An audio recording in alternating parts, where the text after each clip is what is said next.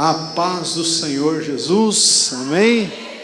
Bom dia a todos os irmãos, irmãs, crianças, adolescentes, jovens, adultos, velhinhos, gagás.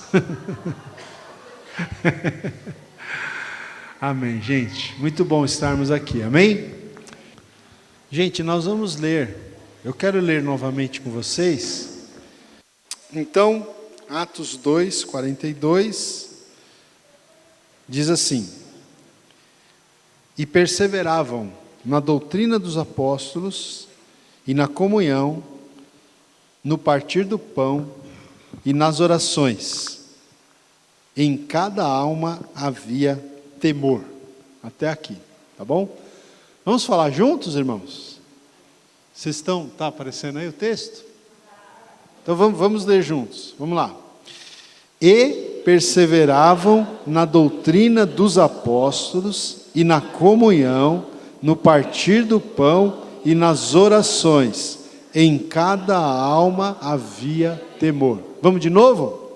Para gravar, a gente precisa sair daqui, desse acampamento, com esse texto decorado, tá bom? Que vocês vão ouvir falar muito nesse texto aqui, nesses dias. Então vamos lá. E perseveravam na doutrina dos apóstolos e na comunhão, no partir do pão e nas orações. Em cada alma havia temor. Até aqui, tá bom? Então, os nossos irmãos organizadores aqui do nosso evento, do nosso acampamento, né, os presbíteros Daniel, Danilo e Eric, eles então, conversando aí entre eles, propuseram para a gente estudar esse tema, para a gente falar desse tema aqui no nosso acampamento, esse tema, como ser uma igreja relevante, tá? Quem sabe o que é ser relevante? Quem poderia tentar definir essa palavra aí para a gente? Eu vou tentar interagir um pouquinho com vocês, vou tentar, porque eu não sou muito bom nisso, mas vamos lá. Algo que tem importância, fazer a diferença. É por aí mesmo, né? Uma igreja relevante é uma igreja que faz a diferença. No sentido positivo, né? Uma igreja que faz a diferença. Uma igreja que influencia, né? Então, isso é ser uma igreja relevante. Então, a gente vai falar nesses dias como ser uma igreja relevante. E, gente, para nós hoje, nós estamos no século 21, né? Para quem não sabe, a gente está no século 21, certo? No ano de 2019.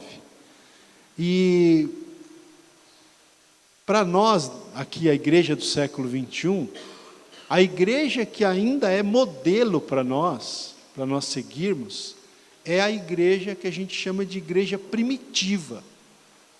Qual é a igreja primitiva? A igreja primitiva é a igreja dos primeiros cristãos, certo?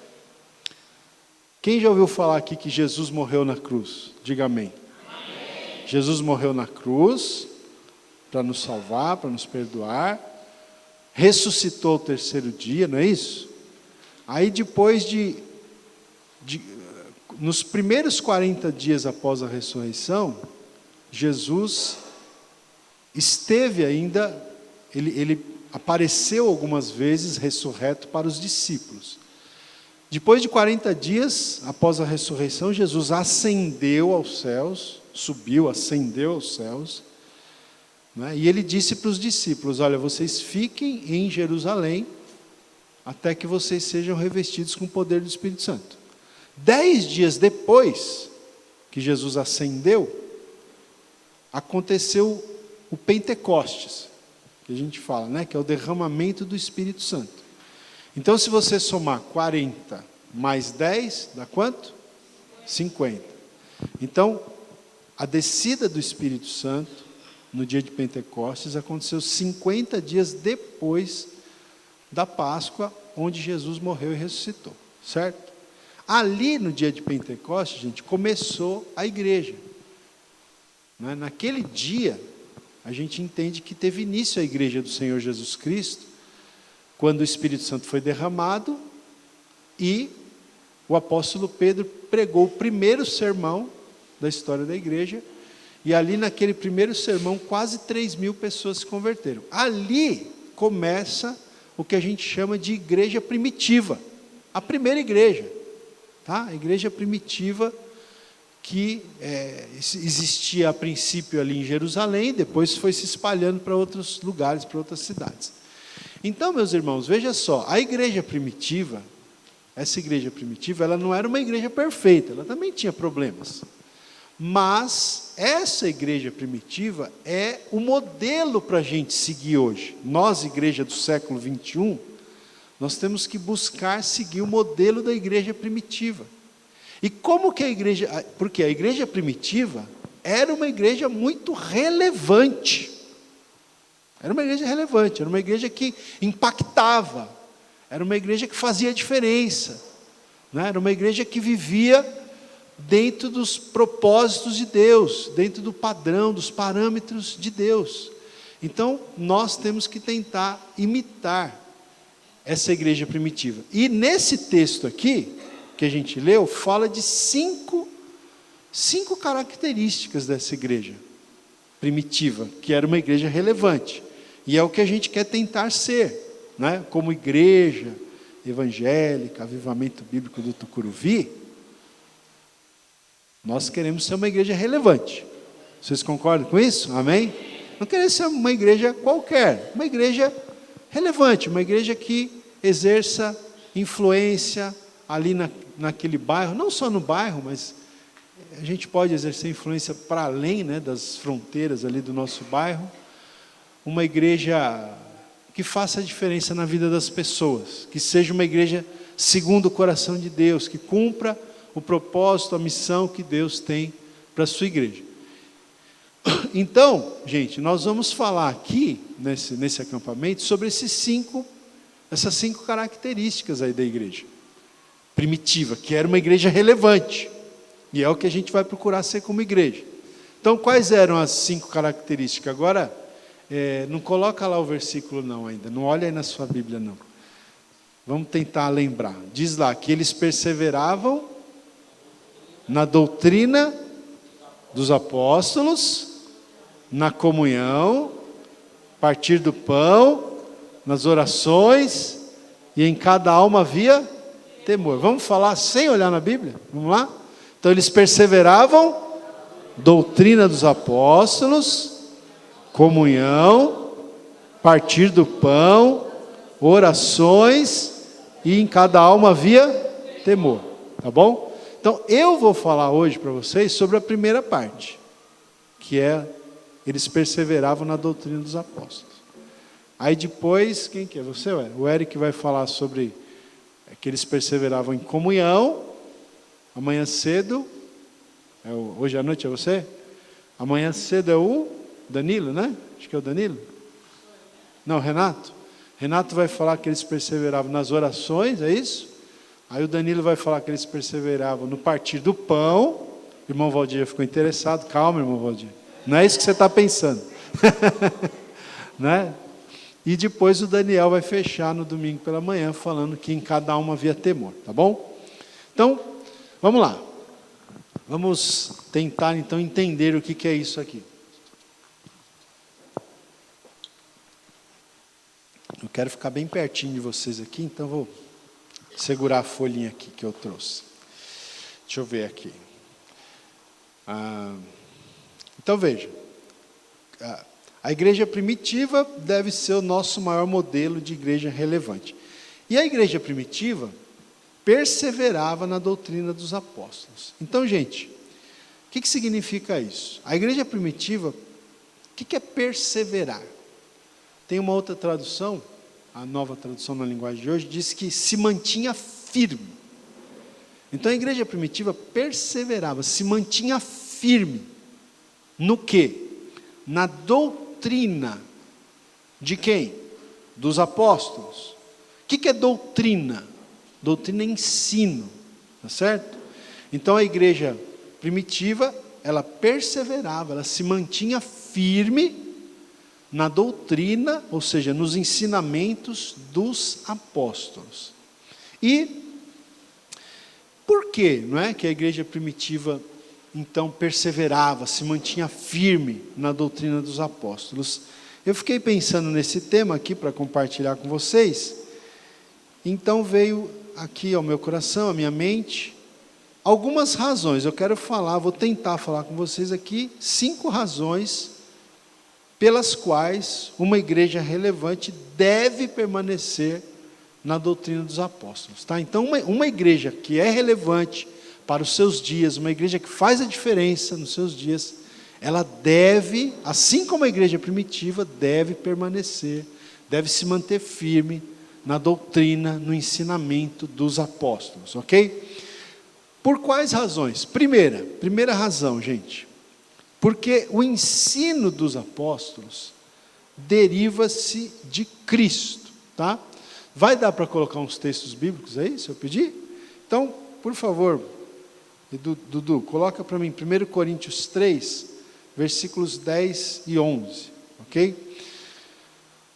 Então vamos lá, por que a igreja deve permanecer na doutrina dos apóstolos? Por quê, gente? Porque o ensino dos apóstolos deriva-se de Cristo, ok? Vai gravando isso, eu já vou explicar. Por que uma igreja deve permanecer na doutrina dos apóstolos? Por quê?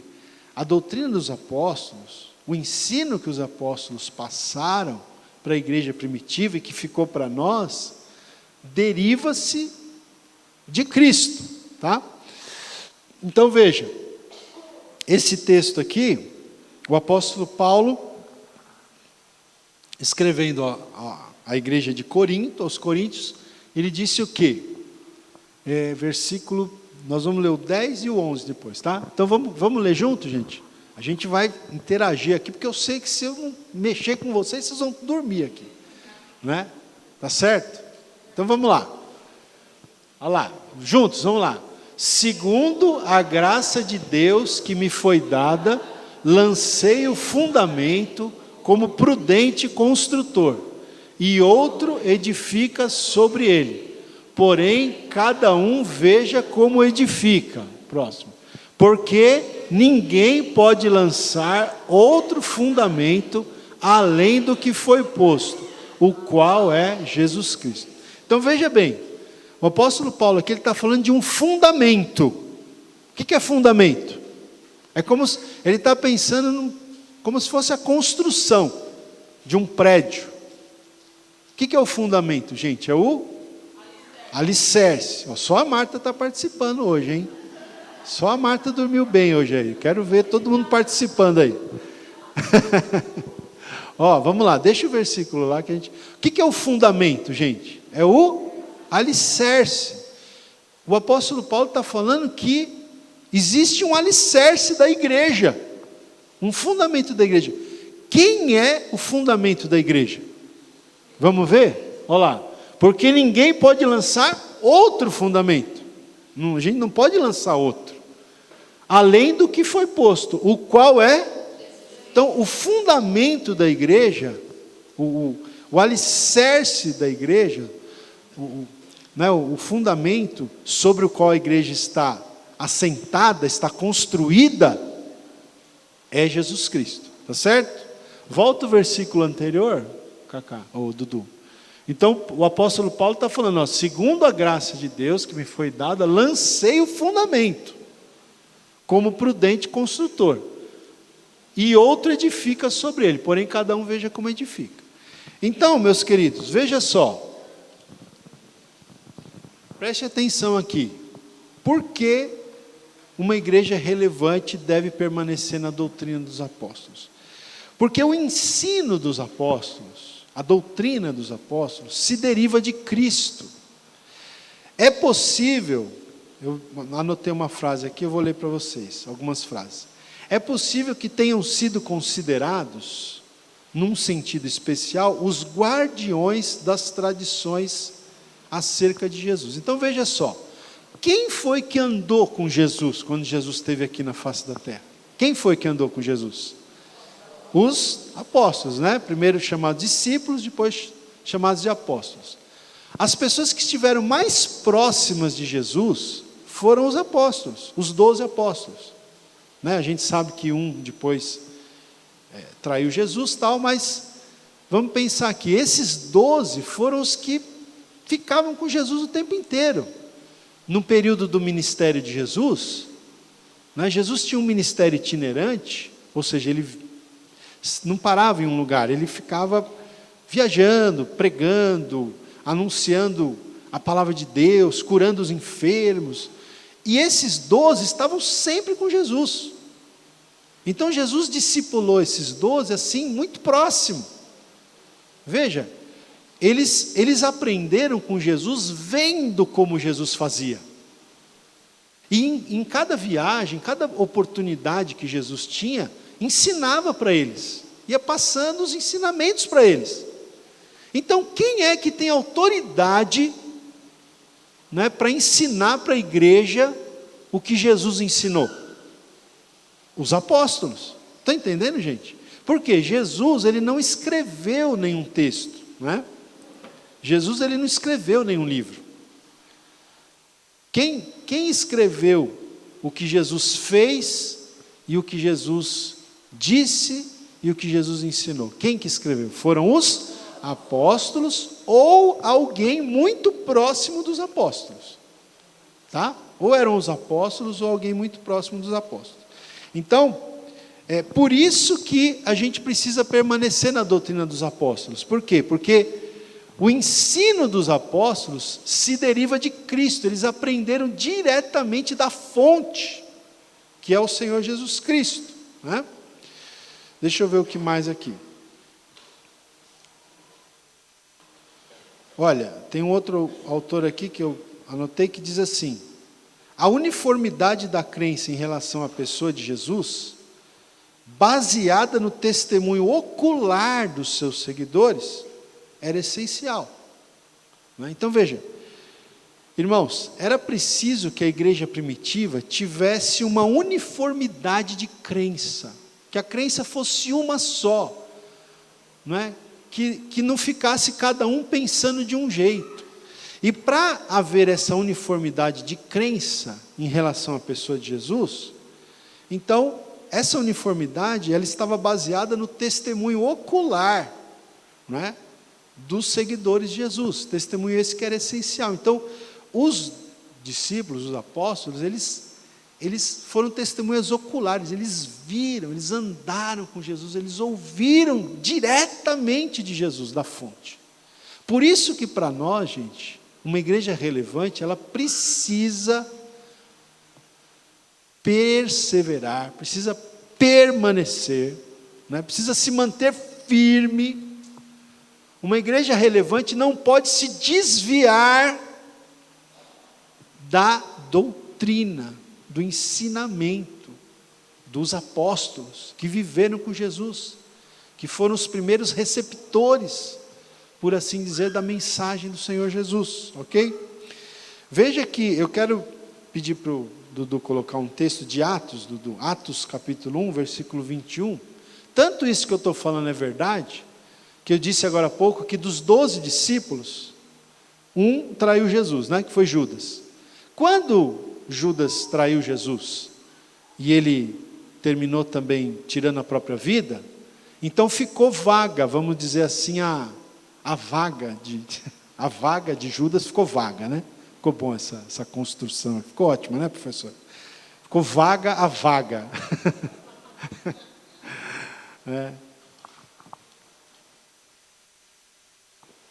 Ficou vazia a vaga de Judas. Aí os 11 que ficaram, eles entenderam que aquela vaga precisava ser preenchida por uma outra pessoa, para ocupar o lugar de Judas. E aí quando eles se reuniram, olha só quais foram as condições que eles colocaram, para que essa pessoa ocupasse o lugar de Judas e fizesse parte então do colégio apostólico, né, dos 12 apóstolos. Olha só, vamos ver, Atos 1, 21. Olha só. Vamos ler juntos lá, gente? Vamos lá? É necessário, pois, que dos homens que nos acompanharam todo o tempo que o Senhor Jesus andou entre nós, começando no batismo de João, até o dia que dentre nós foi levado às alturas, um destes se torne testemunha conosco da sua ressurreição. 23. Então propuseram 2, José, chamado Barsabás, cognominado Justo, e Matias. Mas vamos pegar mais dos 2 primeiros versículos. Então, vocês perceberam aí, volta lá para o 21.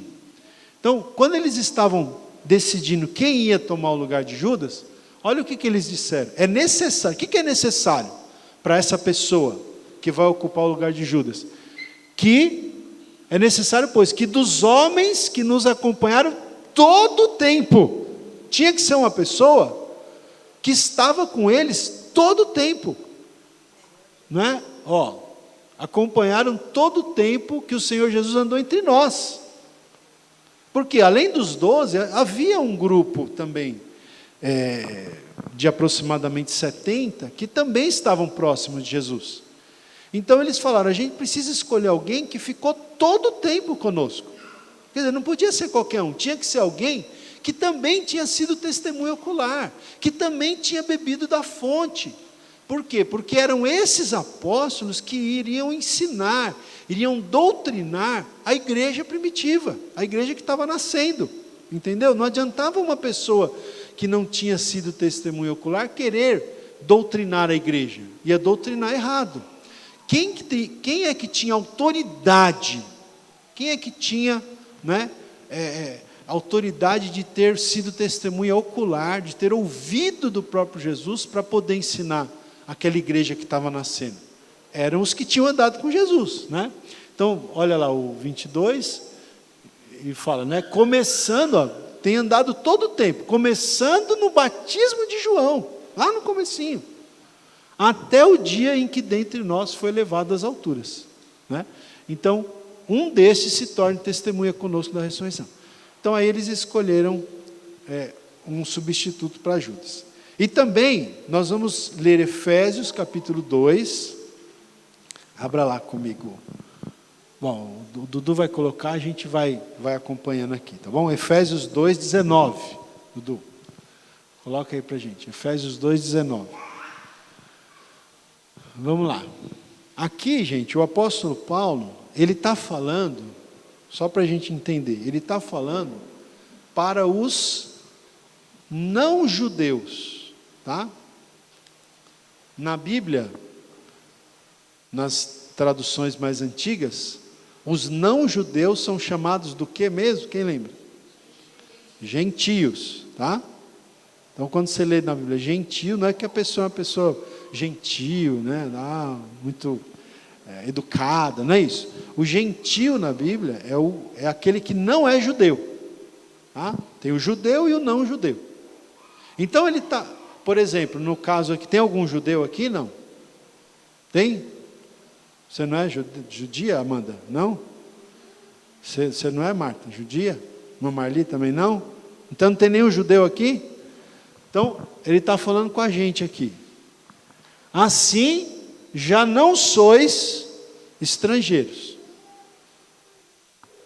e peregrinos, mas concidadãos dos santos e sois da família de Deus. Ou seja, porque o povo de Deus era o povo de Israel, era o povo judeu. A gente estava separado. Então ele está falando aqui, vocês já não são mais estrangeiros.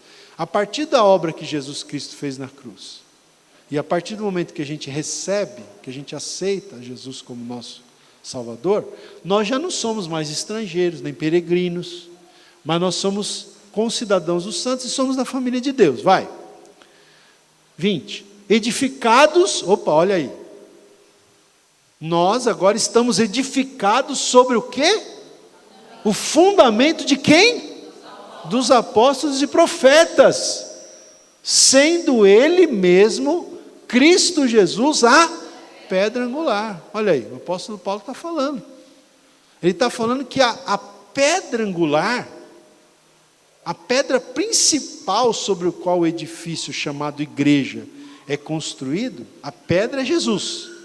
E nós estamos edificados sobre o fundamento dos apóstolos e profetas. Então, gente, isso é importante. Então, vamos lá. Primeira razão porque uma igreja relevante, nós queremos ser uma igreja relevante. Primeira razão, porque uma igreja relevante deve permanecer na doutrina dos apóstolos. Por quê? Porque o ensino dos apóstolos deriva-se de Cristo, ok? Deu para pegar isso aí, gente? Vamos falar juntos? Porque o ensino dos apóstolos deriva-se de Cristo, certo? Segunda razão, porque uma igreja relevante precisa permanecer na doutrina dos apóstolos. Por quê, irmãos? Porque nós precisamos de uma direção, de uma bússola, de um foco, de uma visão. Nós não podemos nos desviar do propósito, do plano e do projeto de Deus. Não é? Por que a gente tem que permanecer na doutrina dos apóstolos? Porque a gente precisa de uma direção. A doutrina dos apóstolos, que está preservada no Novo Testamento, é a direção para a igreja. Não é? Nós precisamos de uma bússola. Como igreja, nós precisamos de um foco, de uma visão. Nós não podemos nos desviar do propósito de Deus para a sua igreja, do plano, do projeto de Deus para a sua igreja. Por isso nós precisamos, como igreja, ir buscar essa direção aonde? Na doutrina dos apóstolos, que receberam o ensinamento do próprio Jesus. E onde se encontra a doutrina dos apóstolos para nós, hoje, crentes do século 21, gente? Onde está a doutrina dos apóstolos? Onde a doutrina dos apóstolos está preservada, está registrada na Bíblia e mais especialmente no Novo Testamento, certo? Porque os apóstolos, eles não viveram lá no Velho Testamento, certo? Quando Jesus veio, o Velho Testamento já estava escrito, tá? Ok? Vamos se situar assim historicamente. Quando Jesus veio, o Velho Testamento já estava escrito. Aliás, o Velho Testamento, eu já falei isso lá na nossa igreja, o Velho Testamento era a Bíblia que Jesus lia. Nos dias de Jesus, o Novo Testamento ainda não existia, mas já existia o Velho. Então a Bíblia que Jesus lia era o Velho Testamento. A Bíblia que os apóstolos liam era o Velho Testamento. Só que depois que eles andaram com Jesus, então eles começaram a registrar o que Jesus disse, o que Jesus fez. Não é? Então nós temos os evangelhos. Quantos evangelhos nós temos na Bíblia, gente? Quem sabe dizer? 4? Tem certeza? Quantos evangelhos a gente tem na Bíblia? Tem certeza que é 4? É 4 mesmo, gente. Quais são os evangelhos? Mateus, Marcos, Lucas e João. Então esses evangelhos, eles falam do quê? Do nascimento de Jesus, da vida de Jesus, dos ensinamentos de Jesus, dos milagres que Jesus fez, fala da morte de Jesus, da ressurreição de Jesus, tá? Esses são os evangelhos. É como se fosse uma biografia da vida de Jesus. E depois nós temos, no Novo Testamento, nós temos o livro de Atos dos Apóstolos, que fala do começo da igreja. Depois nós temos as cartas escritas pelos apóstolos, não é isso? Olha aí, ó. As cartas escritas pelos apóstolos. O que você tem nas cartas escritas pelos apóstolos? A doutrina dos apóstolos. O ensinamento dos apóstolos estão nas cartas que os apóstolos escreveram. Tá certo? E depois, lá no final da Bíblia, a gente tem o livro de Apocalipse, que é um livro profético, né? Mas que também foi escrito por um apóstolo, o apóstolo João. Então, gente, por que a gente precisa permanecer na doutrina dos apóstolos? Porque a gente precisa de uma direção, a gente precisa de uma bússola, não é?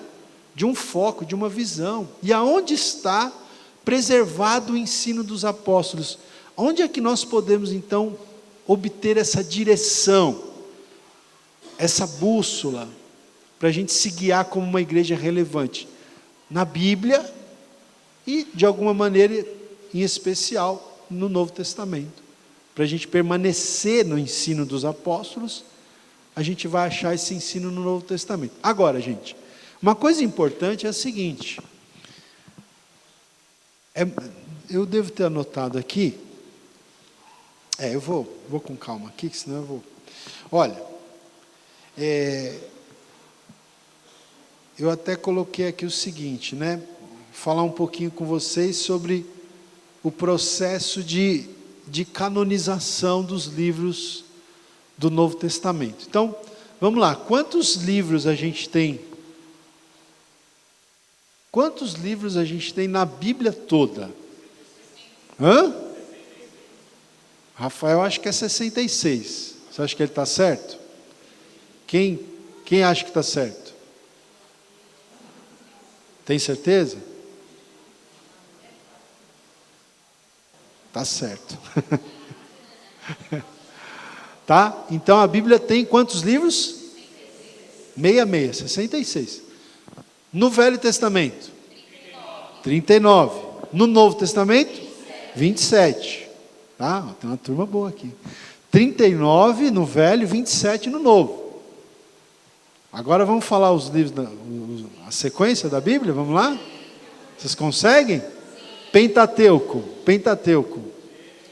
Gênesis, Êxodo, Levítico, Número, Deuteronômio. Depois vem os livros históricos.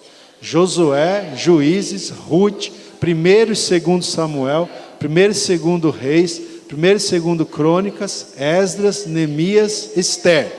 Aí os livros poéticos, Jó, Salmos, Provérbios, Eclesiastes, Cantares. Aí os livros dos profetas maiores, Isaías, Jeremias, Lamentações de Jeremias, Ezequiel e Daniel. E os profetas menores, Oséias, Joel, Amós, Obadias, Jonas, Miqueias, Naum, Abacuque, Sofonias, Ageu, Zacarias, Malaquias. Vamos lá? Agora a Valéria. Fala tudo, Valéria. Tá? Depois a gente tem os 27 do Novo Testamento. Então a gente já falou os 4 evangelhos, Mateus, Marcos, Lucas, João. Depois vem o livro de Atos, que é o livro que conta a história da igreja.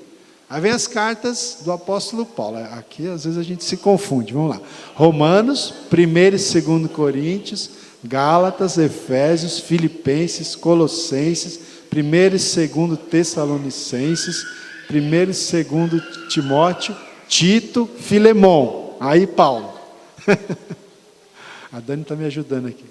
Depois vem as cartas gerais que a gente fala, né? Que são Hebreus, Tiago, 1º, 2º, 3º João, não é isso? Ou é Pedro? 1º e 2º Pedro, 1º, 2º, 3º João, Judas, e aí depois o último livro, que é o livro profético, Apocalipse, tá? Mas veja só, gente, isso aqui é um dever, hein? De casa, hein? Tem que aprender a decorar a sequência dos livros da Bíblia. Certo? Olha, pessoal, que eu ia falar para vocês? O Novo Testamento são 27 livros, certo? Quando esses livros começaram a ser escritos, não foi assim uma coisa automática, né? Hoje a gente já pega a Bíblia, você compra a Bíblia, você baixa a Bíblia no celular, já estão lá os 27 livros. Mas como é que foi o processo para se chegar à conclusão de quais livros iriam fazer parte do Novo Testamento? Porque não foram escritos só esses 27, tiveram outros livros que foram escritos. Outros escritores escreveram outros livros, também, assim, vamos dizer, religiosos, né? Com essa conotação espiritual ou cristã. Como saber quais eram os livros que Deus tinha inspirado para fazer parte do Novo Testamento, do cânon do Novo Testamento. Então, isso foi um processo de anos, de muitos anos. Mas sabe qual era um dos principais critérios que a igreja primitiva levou em consideração para entender que um livro era inspirado por Deus para fazer parte do grupo de livros que compõem as Escrituras, o Novo Testamento? Sabe qual era um dos principais critérios? É um critério que a gente chama de apostolicidade. Olha aí, ó, doutrina dos apóstolos. Um dos critérios para fazer parte para entrar no cânon, que a gente fala, o grupo de livros que compõem o Novo Testamento, um dos critérios era o critério da apostolicidade. O que era isso? O livro tinha que ter sido escrito por um apóstolo, ou escrito por alguém muito próximo de um apóstolo. Não podia ser uma pessoa distante. Então você vai ter, por exemplo, as epístolas, você tem as epístolas escritas por Paulo, o apóstolo Paulo. Você vai ter as epístolas escritas pelo apóstolo João, as epístolas escritas pelo apóstolo Pedro, tá? E você vai ter, por exemplo, os evangelhos. Você tem o evangelho escrito por Mateus, que foi um apóstolo, foi um dos 12, e João, que foi um dos 12. Aí você vai ter Marcos. Marcos não foi apóstolo. Ele não foi dos 12. Mas Marcos, ele foi muito próximo de Pedro. Na verdade, segundo os comentaristas da Bíblia, quem passou as informações para Marcos escrever o Evangelho de Marcos foi o apóstolo Pedro, que era um dos 12. Sem contar que Marcos também já tinha viajado com o apóstolo Paulo. Esse mesmo Marcos, que escreveu o Evangelho de Marcos, ele viajou com Paulo na primeira viagem missionária de Paulo. Então ele era próximo dos apóstolos, né? E Lucas também não era dos 12. Aliás, Lucas talvez seja o único escritor não judeu do Novo Testamento. Todos os outros escritores do Novo Testamento são judeus. Lucas provavelmente era grego, mas ele foi muito próximo do apóstolo Paulo, né? Porque Lucas viajou com o apóstolo Paulo. Nas viagens missionárias de Paulo, Lucas foi um dos companheiros de Paulo. Ele era médico, era uma espécie de médico pessoal do apóstolo Paulo, viajava com ele, também pregava, enfim, fazia o trabalho missionário. Então, gente, veja só, o que eu estou falando aqui, né? A importância da apostolicidade para que um livro fizesse parte do cânon do Novo Testamento. Tudo isso por quê, gente? Porque a igreja primitiva precisava de uma direção. Não é? É como se a igreja primitiva chegasse à seguinte conclusão: nós precisamos ter um conjunto de livros que vai ser a nossa bússola, a nossa direção, senão a gente vai ficar dando tiro para todo lado. E assim foi surgindo o Novo Testamento. E o Novo Testamento, ele está então alicerçado aonde? Na doutrina dos apóstolos, no ensinamento dos apóstolos. Tá certo? E eu até coloquei aqui, né, no meu esboço aqui, uma aplicação, gente. Olha só, a aplicação que eu escrevi aqui. A importância de estar em uma igreja teologicamente sadia. Né? Por quê? Porque, infelizmente, a doutrina dos apóstolos está na Bíblia, está no Novo Testamento. Mas, infelizmente, tem muita gente que pega essa doutrina e deturpa ela. Entendeu? Hoje você tem milhares de igrejas, não é? E às vezes cada igreja interpreta a Bíblia, interpreta o Novo Testamento, interpreta a doutrina dos apóstolos de acordo com o que lhe convém. A pessoa interpreta aquilo que ela acha que é, aquilo que lhe convém, aquilo que está mais adequado ao discurso que ela quer fazer. Então aí é o problema. Por quê? A doutrina dos apóstolos, ela está preservada no Novo Testamento. O problema é como que essa doutrina está sendo passada para você. E uma igreja relevante, ela vai permanecer, inclusive no século XXI, na doutrina dos apóstolos. Uma igreja relevante é uma igreja que, como eu escrevi aqui, né, é uma igreja teologicamente sadia, uma igreja que faz uma interpretação correta das Escrituras.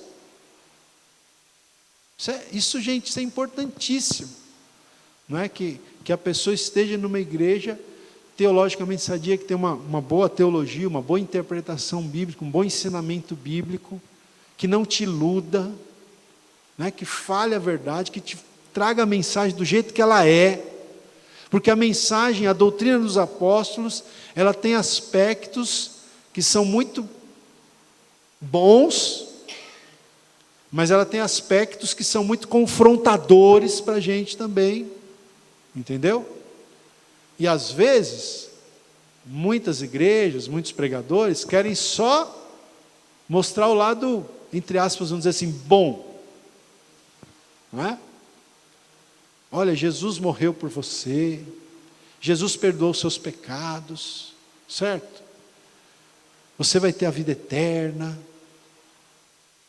Jesus pode curar você. Isso tudo é muito bom, não é verdade? Só que nós também temos um lado da doutrina dos apóstolos que é confrontadora, que a gente tem que se arrepender dos nossos pecados, que a gente não pode permanecer nos nossos pecados, que nós temos que nos consagrar, nos santificar, né? Nós temos que nos arrepender, tá certo? Que nós temos que morrer para a nossa velha natureza. Então, gente, a mensagem ela tem que ser pregada como um todo, completamente. A gente não pode escolher partes. E aí, irmãos, vejam, eu até escrevi aqui, né? Ó, a importância de estar em uma igreja teologicamente sadia, escuta essa agora, ó,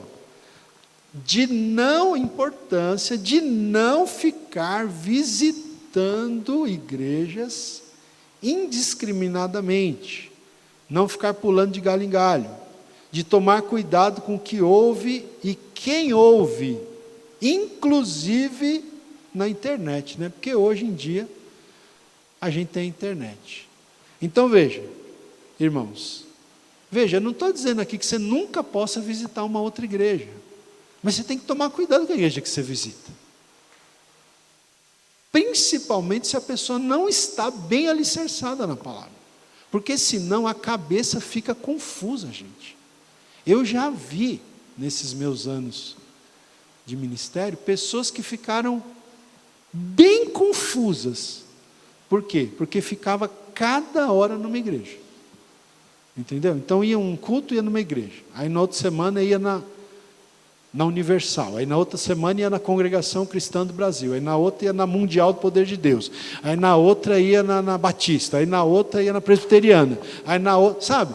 Porque aí a pessoa, eu lembro de uma pessoa, que eu não vou citar o nome aqui particularmente, que ela ficou muito confusa, né? Até a minha esposa precisou sentar com essa pessoa e tentar ajudar, porque ficou confusa totalmente.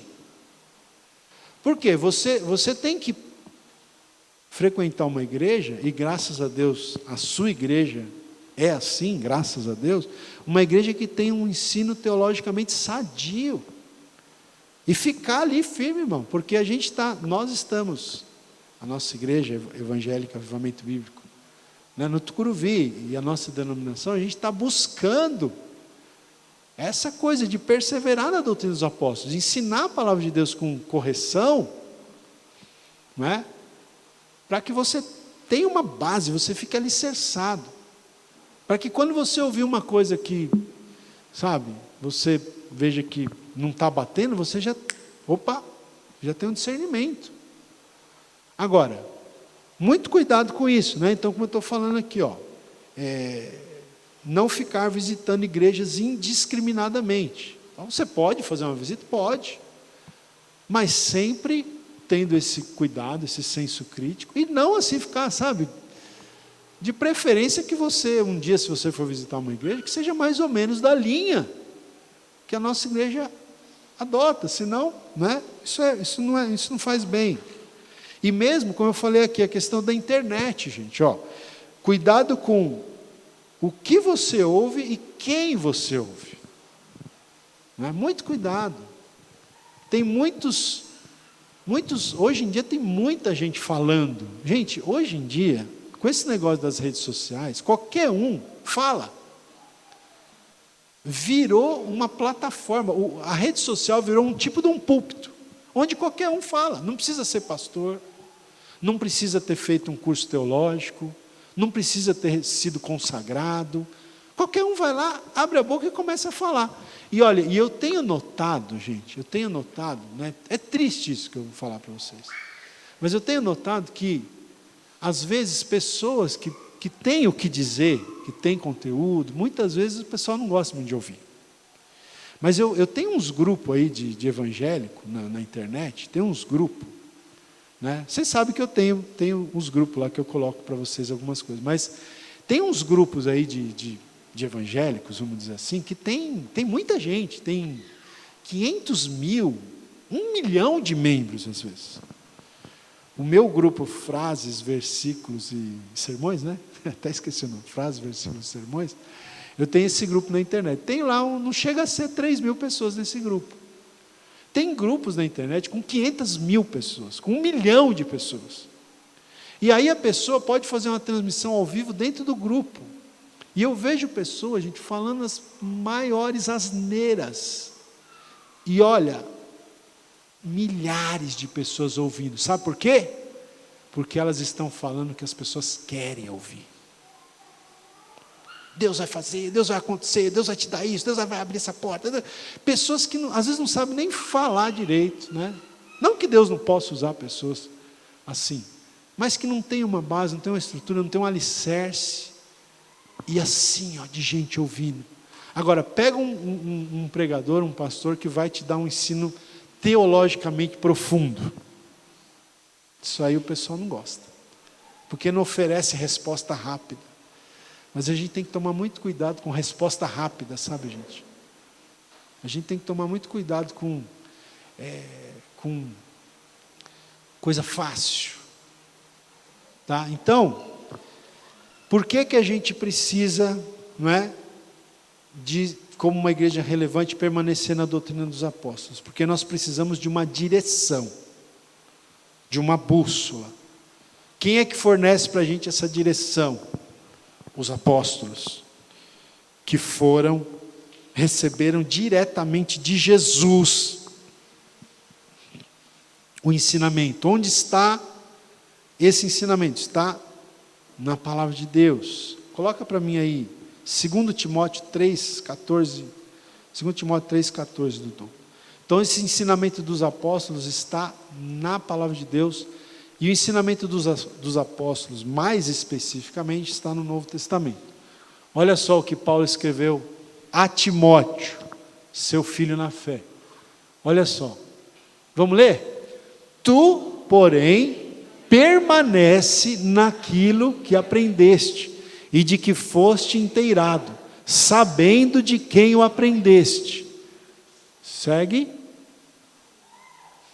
E que, desde a infância, sabes as sagradas letras que podem tornar-te sábio para a salvação pela fé em Cristo Jesus. Volta um pouquinho. Olha só, gente. Paulo está falando para Timóteo fazer o quê? Permanece. Permanece no quê? Naquilo que você aprendeu. Não é? E de que foste inteirado, sabendo de quem você aprendeu. Não é? Segue.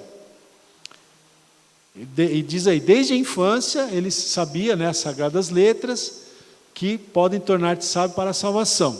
Vai, versículo 16. Aí Paulo fala o que para Timóteo, na sequência? Vamos lá?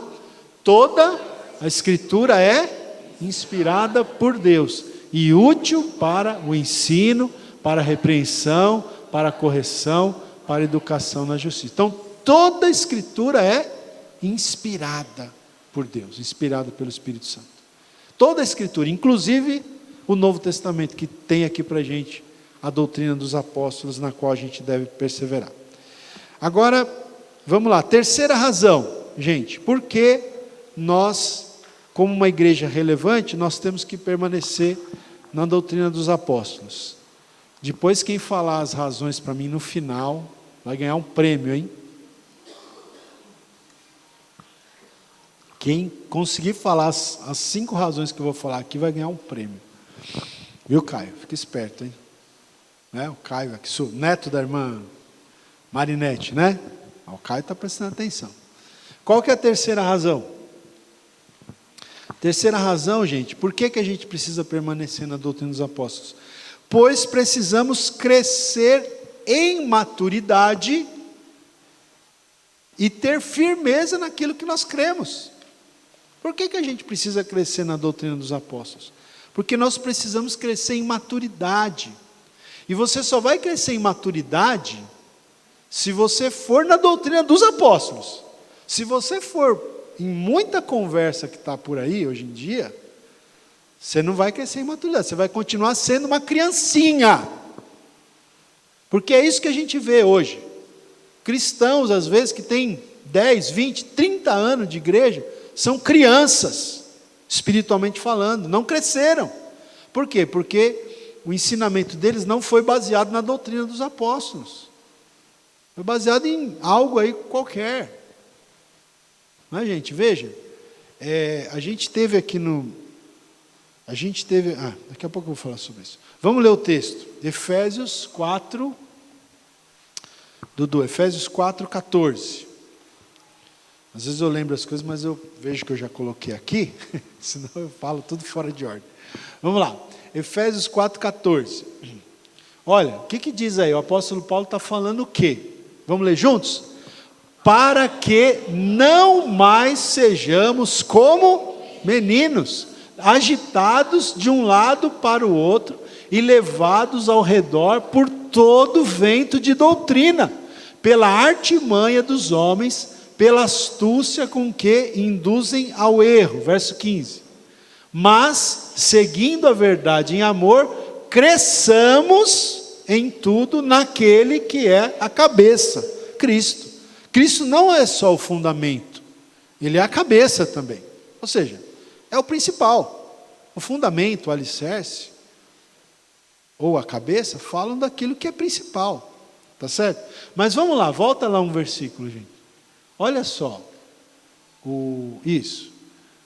Irmãos, o apóstolo Paulo está falando aqui que a gente não pode ser como menino, como criança. Tem muito cristão que tem muitos anos de fé, de jornada cristã, que são como se fosse criança, não cresceram nada. Criança na fé, não tem maturidade. Então Paulo está falando, a gente não pode ser como menino, como criança, agitado de um lado para o outro, e levado ao redor por todo o vento de doutrina. É isso que eu estou falando. Tem pessoas que, eles são como criança, eles são convencidos, não é? Eles são agitados, são levados por todo o vento de doutrina, porque de vez em quando surgem os ventos de doutrina, infelizmente, no meio da igreja. Vento de doutrina. E se a pessoa não tem firmeza, isso aí a gente costuma usar uma ilustração, só para você entender. Uma criança é assim, né? Esse exemplo todo mundo vai entender. Quando nasce lá o bebezinho, né, igual estou vendo aqui o Miguelzinho e o Samuelzinho, né? Eles estavam aí com a camisa do Santos, não é? Ontem, eu vi o Miguel com a camisa do Santos, e hoje de manhã o Samuel com a camisa do Santos, né? Aí vamos supor que a família é tudo santista, é tudo santos essa família, né? O tio Leandro também é santos, o tio Danilo é santos, o tio Lauro também é santos, também. Ei, meu Deus, tudo santos, tá louco, né? Mas vamos supor, não é assim? Aí às vezes o pai ele compra a camisa lá do do Corinthians para o filho, né? E já quer ensinar o filho a ser corintiano. Aí vem o tio que é palmeirense, dá a camisa do Palmeiras, não é assim? E a criança é bobinha, né? Aí o tio vem com a camisa do Palmeiras e um chocolate. Ó, se você torcer para o Palmeiras, eu te dou esse chocolate aqui. Ah, então me dá. Ah, tá nem aí com esse negócio de Corinthians, de Santos. Não importa para ele é o chocolate, né? E aí não tem criança que é assim, que fica... Uma hora ele é corintiano, não firmou ainda o que ele quer ser, né? Tipo nessa área aí de time. Né? Já vi criança até falando que torcia para o Corinthians e para o Palmeiras. Olha que heresia. Para o Corinthians e para o Palmeiras ao mesmo tempo? Como é que pode ser isso, né, gente? Mas por quê? Porque criança é assim, é levado. Irmãos, o que Paulo está falando aqui?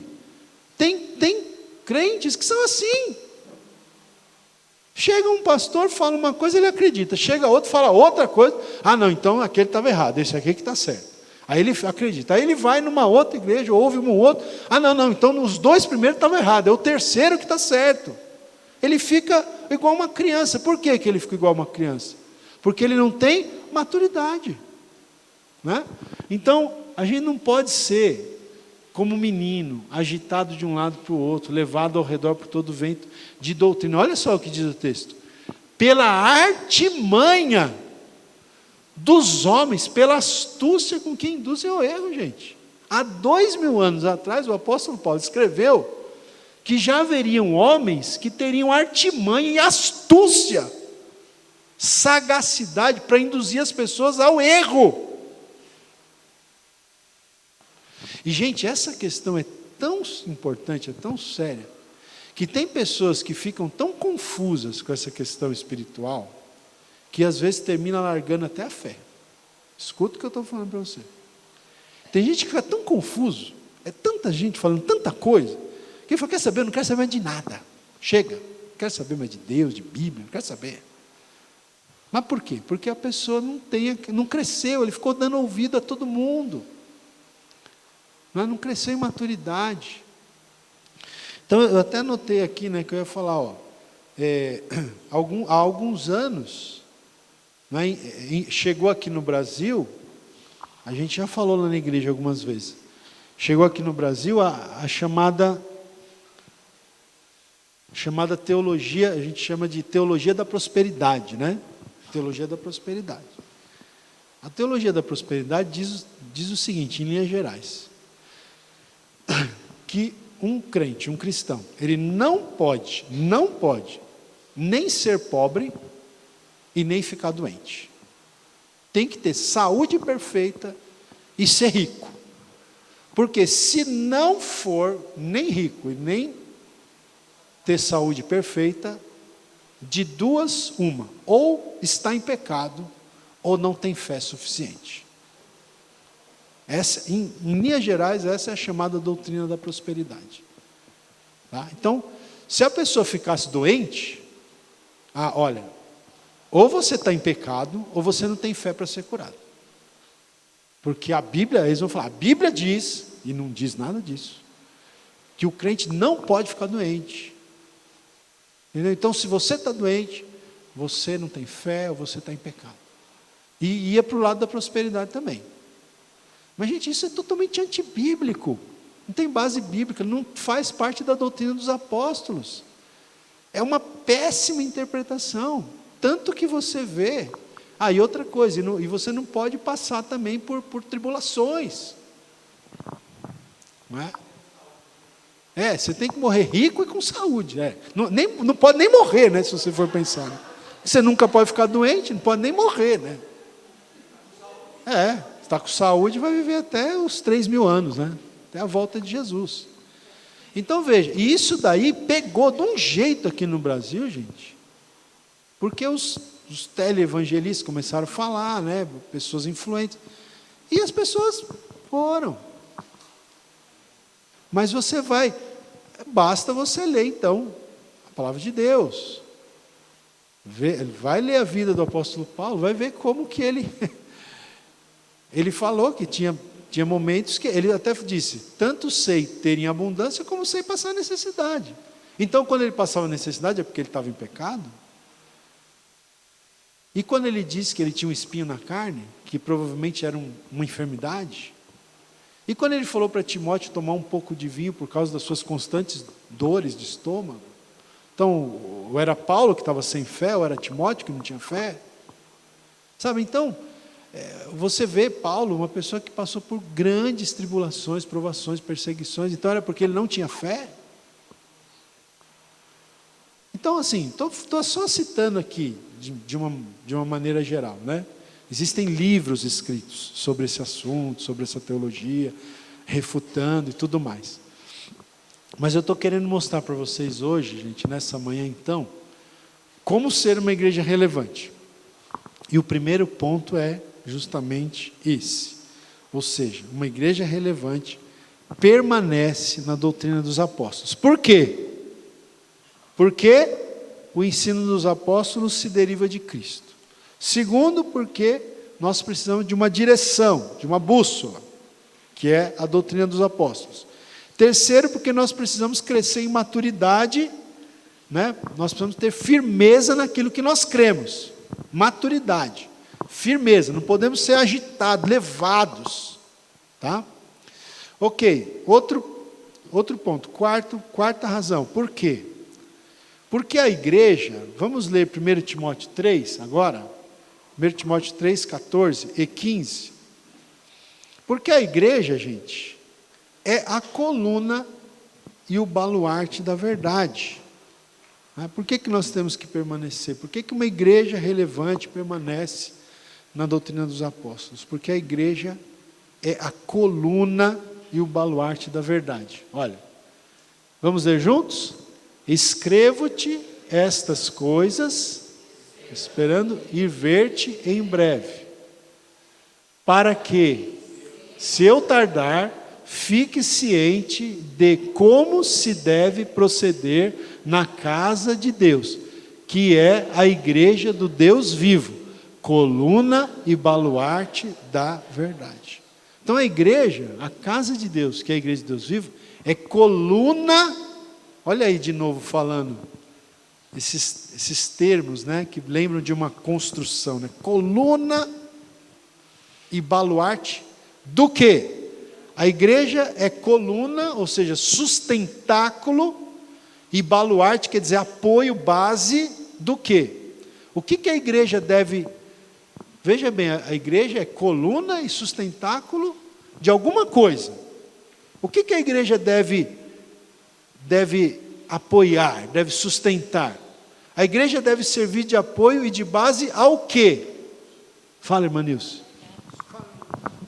A verdade. Olha aí, está vendo? A irmã está esperta. A igreja, gente, é a coluna e o sustentáculo da verdade. A verdade. O que é a verdade para nós? É o que Deus revelou em Cristo. E os apóstolos preservaram. Né? Então anotei aqui, ó. Verdade aqui representa a plena revelação de Deus em Cristo. Ou seja, a fé ortodoxa, né? A gente chama de, a doutrina dos apóstolos também pode ser chamada de fé ortodoxa.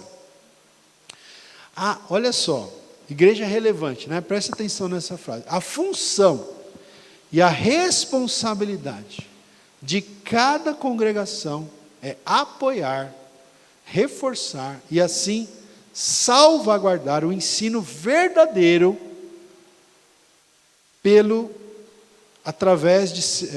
o ensino verdadeiro através de seu testemunho consciente.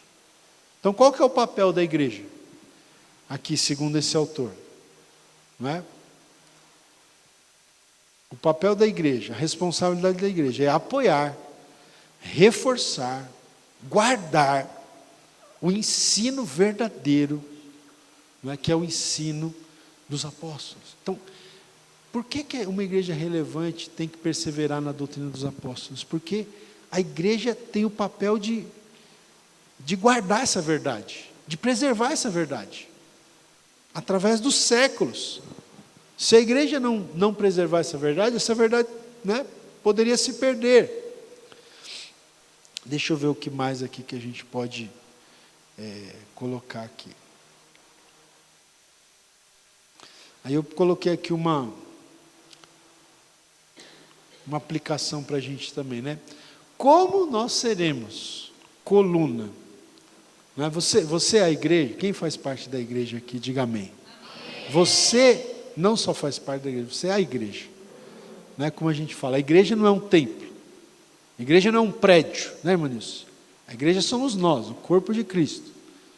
Convencionou-se, com o passar do tempo, chamar o prédio onde a gente se reúne de igreja. Ah, vamos na igreja.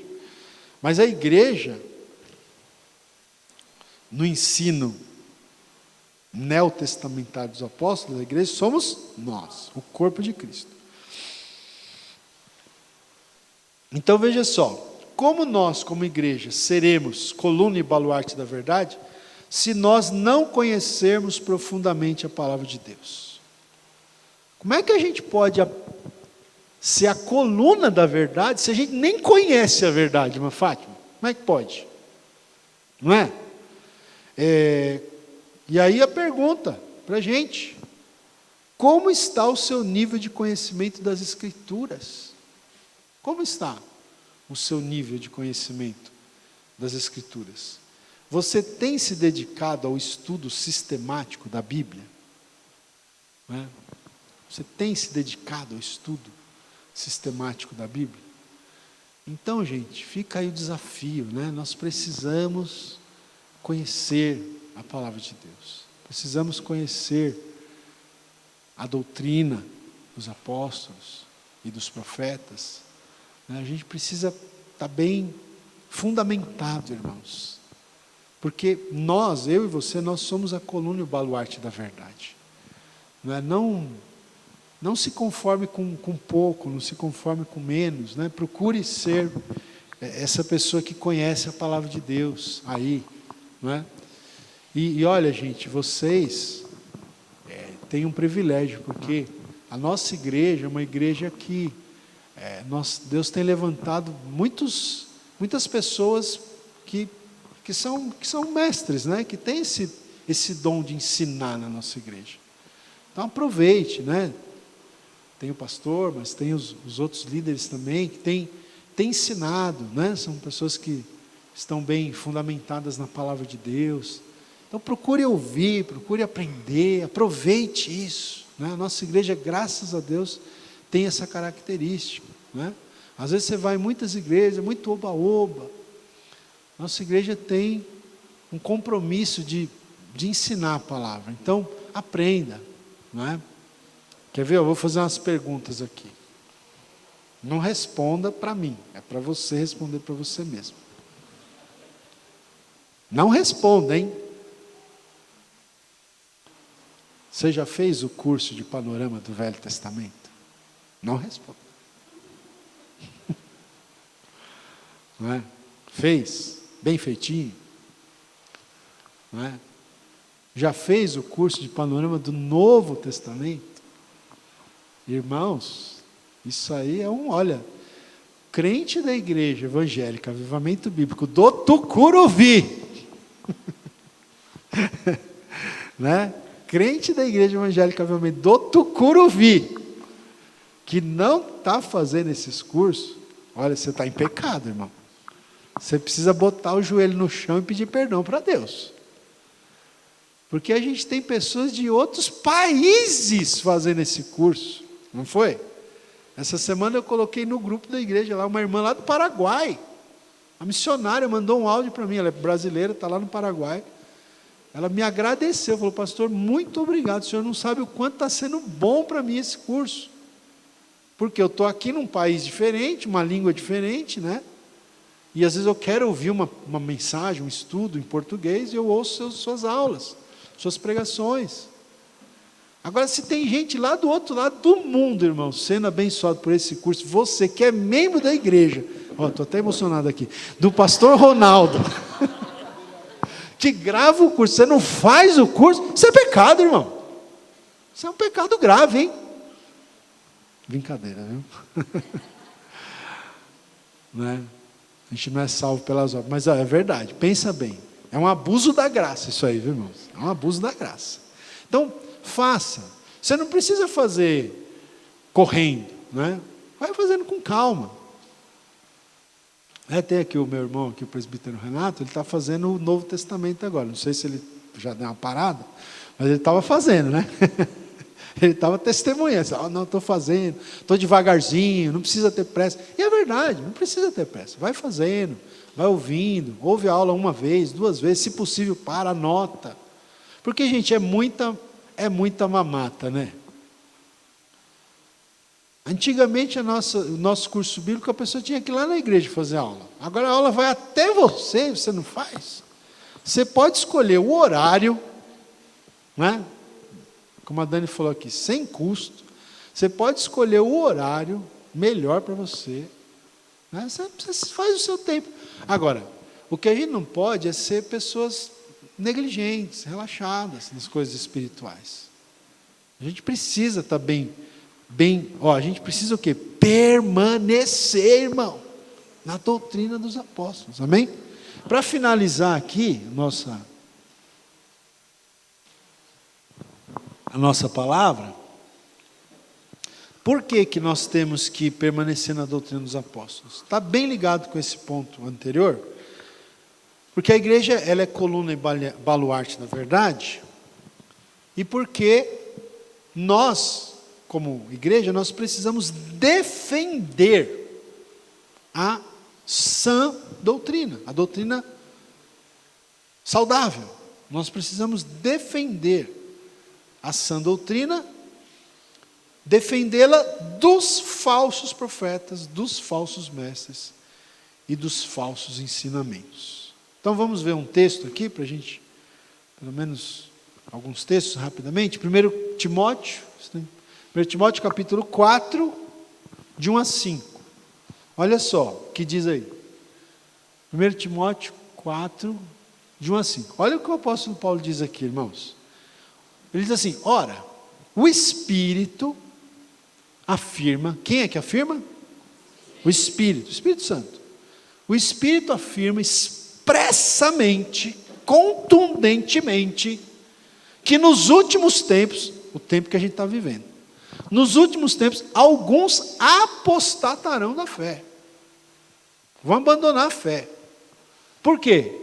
Por obedecerem a espíritos enganadores e a ensinos de demônios. Algumas pessoas vão abandonar a fé por obedecerem a espíritos malignos, espíritos espirituais do mal, enganadores e ensinos de demônios. Vai. Pela hipocrisia dos que falam mentiras. Olha aí, como que as pessoas vão dar ouvidos a esses demônios? Através da hipocrisia dos que falam mentiras. Líderes, falsos profetas, falsos líderes, falsos mestres, que falam mentiras e que têm cauterizado a própria consciência, né? Nem se sentem mais culpados, que proíbem, olha só o tipo de coisa que essas pessoas fazem: proíbem o casamento e exigem abstinência de alimentos que Deus criou para serem recebidos com ações de graças pelos fiéis e por quantos conhecem plenamente a verdade. Vai mais um. Pois tudo que Deus criou é bom e recebido com ações de graças, nada é recusável, porque pela palavra de Deus e pela oração é santificado, né? Então veja, desde os dias da igreja primitiva, gente, a igreja, você vê que aqui, essas palavras foram escritas na época da igreja primitiva, né? Então, desde os dias da igreja primitiva, a igreja tem sido vítima já de falsos profetas. Falsos profetas, falsos mestres, não é? Não são uma coisa que existe só hoje, sempre existiu, desde o começo já existia, tá? Então nós temos que notar aí nesse texto que a gente leu, que os falsos mestres, eles são hipócritas, eles falam mentiras. Você falou, né? A hipocrisia, não lembra do texto? Dos que falam mentira. Então, eles são hipócritas, eles falam mentiras, eles têm a consciência cauterizada, como eu falei aqui, já nem se sentem mais culpados. E as doutrinas desses falsos mestres têm origem aonde? Em espíritos enganadores e em demônios. É isso que o texto está dizendo, você viu lá, a gente leu. Já estamos concluindo. 1 Timóteo 6, agora. 1 Timóteo 6, 3. Cacá. Dudu, né? Cacá, Dudu toda hora. Dudu. 1 Timóteo 6, 3. Olha só, Paulo dizendo a Timóteo: se alguém ensina outra doutrina que não concorda com as sãs palavras de nosso Senhor Jesus Cristo. Olha, presta atenção nisso aqui, pessoal. Veja aí. Ele está dizendo que a verdadeira doutrina, ela concorda com o quê? Com as sãs palavras do nosso Senhor Jesus Cristo. Ou seja, o que é isso? É a doutrina dos apóstolos. Porque os apóstolos não receberam de Jesus o seu ensino. Então ele está falando, se alguém ensina outra doutrina, que não está de acordo, que não concorda com as sãs palavras do nosso Senhor Jesus Cristo, e com o seu ensino segundo a piedade, essa pessoa é enfatuado, quem ensina outra doutrina, é enfatuado, nada entende, mas tem mania por questões e contendas de palavras, de que nascem inveja, provocação, difamações, suspeitas, malignas, vai mais um, altercações sem fim, por homens cuja mente é pervertida e privados da verdade, supondo que a piedade é fonte. Gente, veja que, eu estou trazendo só alguns textos aqui para vocês, mas olha quantos textos a gente tem no Novo Testamento, em que os apóstolos estão alertando contra os falsos mestres. Você já pensou, se naquele tempo eles já alertavam, você imagina hoje, gente. Olha quantos textos na Bíblia a gente tem alertando contra o falso ensino. Então ele está falando que esses homens, esses falsos mestres, né, a mente deles é pervertida e são privados da verdade, supondo que a piedade é fonte de lucro, né? Supondo que a vida de piedade é fonte de lucro, que é uma fonte para ganhar dinheiro, não é?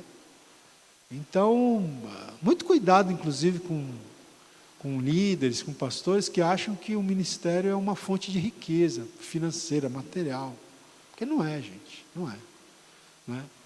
Se uma pessoa quiser ficar rico, ele não deve escolher ser pastor, esse não é o caminho.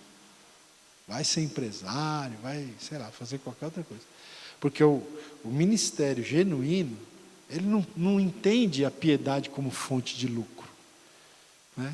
A gente não pode nem dizer que ministério é profissão. Ministério não é... Às vezes a gente fala, né? A gente que é pastor, às vezes a pessoa fala, qual a sua profissão? Pastor. Mas, pastor, o ministério não é nem uma profissão, é um chamado. Não é bem uma profissão. É um ministério, um chamado que Deus deu. Tá certo? Mas tem gente que acha que é fonte de lucro. Então, cuidado. E aí ainda, 2 Timóteo 4, 11 e 16. Está todo mundo acordado aí ainda? Dá uma beliscada aí na pessoa que está do seu lado aí, vê se está acordado. A gente já está terminando. 2 Timóteo 4, 3. 4, 3, Dudu. 2 Timóteo 4, 3. Isso. Olha só esse texto aqui também. Veja quantos textos. Paulo está falando para Timóteo, olha, pois haverá tempo, a gente está vivendo esse tempo aqui, haverá tempo em que não suportarão o quê? A sã doutrina. Haverá tempo que as pessoas não vão suportar a doutrina correta. O que elas vão fazer? Pelo contrário, cercar-se-ão de mestres segundo as suas próprias cobiças, como que sentindo coceira nos ouvidos. Gente, haverá tempo que as pessoas elas não vão suportar a sã doutrina, a gente está vivendo esse tempo, e elas vão se cercar de mestres que falem o que elas querem ouvir. Por isso que eu sempre digo, né? Vocês já devem ter me ouvido falar isso. Eu falo, as pessoas hoje em dia, irmãos, Olha como eu vou me empolgando, chegando mais perto. As pessoas hoje em dia, elas não pedem para ser enganadas, né? Eu sempre falo isso. As pessoas não pedem para ser enganadas. Elas gritam para ser enganadas. Elas se ajoelham, falam, me engana, pelo amor de Deus, eu quero ser enganado. É isso, gente, que a gente está vivendo. Elas não pedem para ser enganadas, elas clamam para ser enganadas. Por favor, me engana que eu gosto. É isso. Cercar-se-ão de mestres segundo as suas próprias cobiças.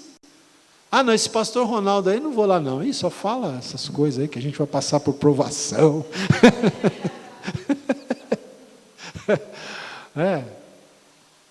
Fica falando sobre essa questão que a gente tem que se santificar, que tem que se arrepender dos pecados. Não, esse negócio não está não. Vou em um que fala o que eu quero ouvir. Não é? Então, irmão, é isso. Está aqui, ó. Como que sentindo coceira nos ouvidos. Próximo verso. E se recusarão a dar ouvidos à verdade, entregando-se a fábulas. Né? Então, o primeiro que aparecer contando uma história, uma fábula, já, ó, por quê? São como crianças, não cresceram, né? E o último texto agora, 2 Pedro 2, 1 a 3. Segunda carta de Pedro, capítulo 2, do versículo 1 ao 3. Olha só, diz aí.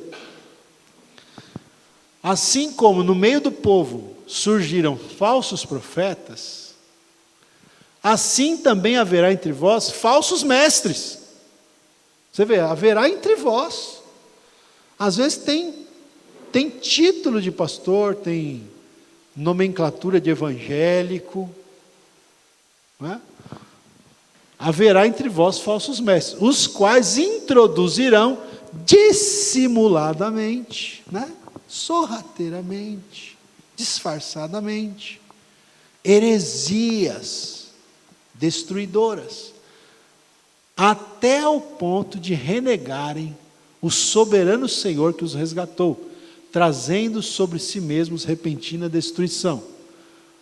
E muitos seguirão as suas práticas libertinas, e por causa deles será infamado o caminho da verdade. Olha aí, ainda está dizendo que muitos vão seguir. Vocês estão entendendo hoje, irmãos, aqui nessa manhã, a importância de perseverar na doutrina dos apóstolos? Quem está entendendo isso? Diga amém. Senão,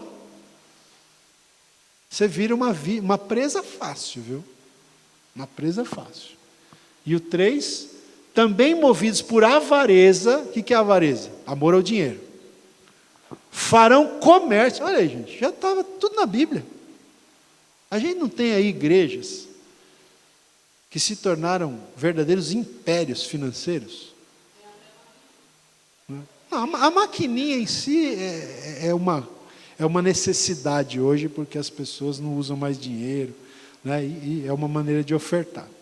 Mas assim, que são igrejas que se tornaram verdadeiros impérios financeiros, que compraram, né?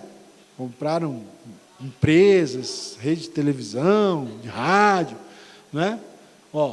Movidos por avareza, farão comércio de vós, com palavras fictícias. Para eles, olha só o que diz aqui, para eles, o juízo lavrado a longo tempo não tarda, e a sua destruição não dorme.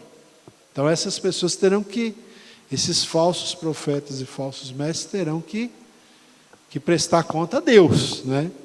Então a coisa é muito séria. Amém? Vamos lá.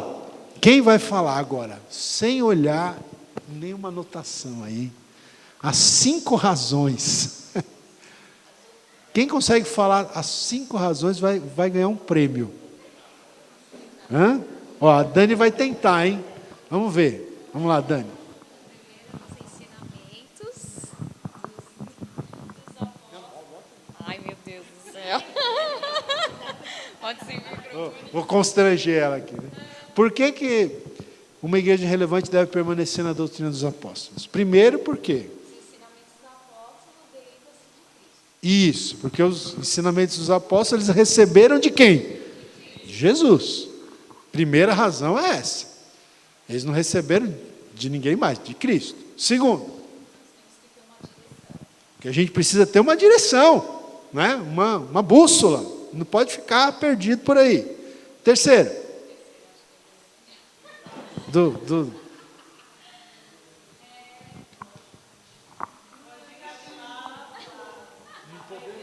como então nós precisamos crescer, porque nós precisamos crescer em maturidade, né? Crescer em maturidade. A gente precisa ter firmeza no que a gente crê, certo? Então, essa é a terceira razão. Quarta razão, porque a igreja, que somos nós somos o quê? Coluna e baluarte da verdade. Tá? E em quinto lugar, por quê? Porque nós precisamos, a gente foi a parte dos falsos profetas aqui, a gente precisa defender a sã doutrina. A igreja precisa defender a sã doutrina. Amém, irmãos? Vocês acham que a Dani merece o prêmio? Merece? Merece? Então tá.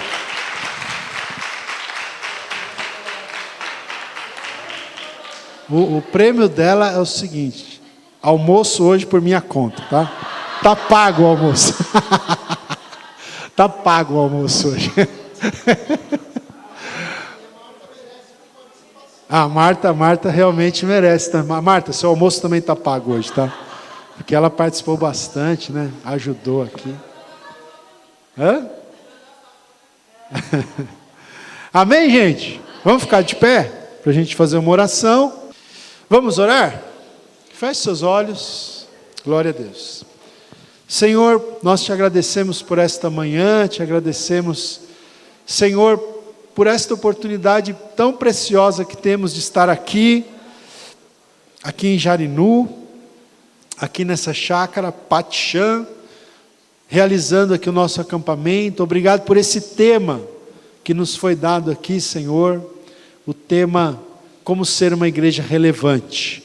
E nessa manhã nós podemos aprender que uma igreja relevante é aquela que permanece, Senhor, que se mantém firme na doutrina, nos ensinamentos dos apóstolos, até porque eles receberam do Senhor Jesus tal ensinamento, Pai. Então, muito obrigado. Eu te peço que o Espírito Santo fale aos nossos corações, que o Espírito Santo possa, Deus, trazer, meu Pai, essa verdade de uma maneira muito forte, muito profunda, que fique gravado, impregnado dentro de nós, esta verdade nesta manhã, Senhor. Em nome de Jesus, nós te agradecemos. Amém. Glória a Deus. Amém. Amém?